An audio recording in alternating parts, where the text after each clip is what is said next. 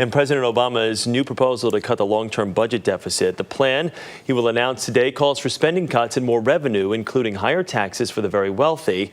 And that's not getting a very warm welcome from Republicans. CBS News senior White House correspondent Bill Plante has more for us this morning. Bill, good morning.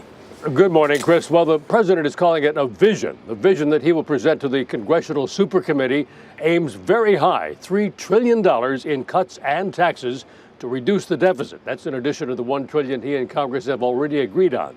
And there's a big chunk of populist red meat. I will pay for this plan and pay down our debt by following some basic principles, making sure we live within our means and asking everyone to pay their fair share. To get to what he considers a fair share, the president will propose what he calls the Buffett rule, a minimum tax rate for those earning $1 million or more, named for billionaire Warren Buffett, who says it's not fair that he pays lower taxes than his secretary. But the president won't say what that rate for millionaires should be, nor how much he expects it to raise.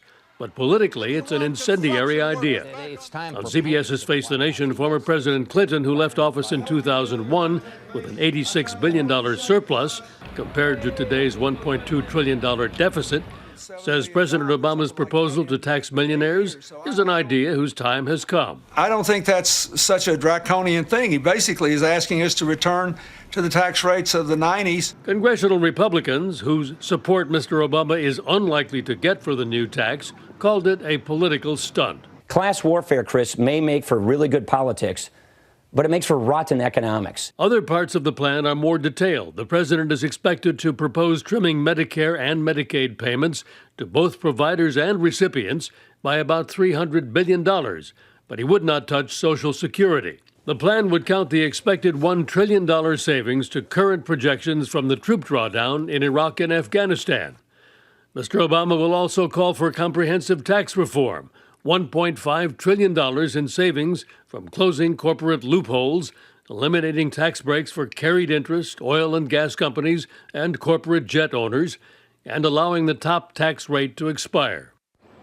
Now, given that the plan is half tax increases, it's more of an opening bid, a way to draw a sharp contrast between the president and Republicans in Congress, based on the fact, of course, that their approval is even lower than his. Chris? CBS's Bill Plante at the White House for us this morning. Bill, thank you.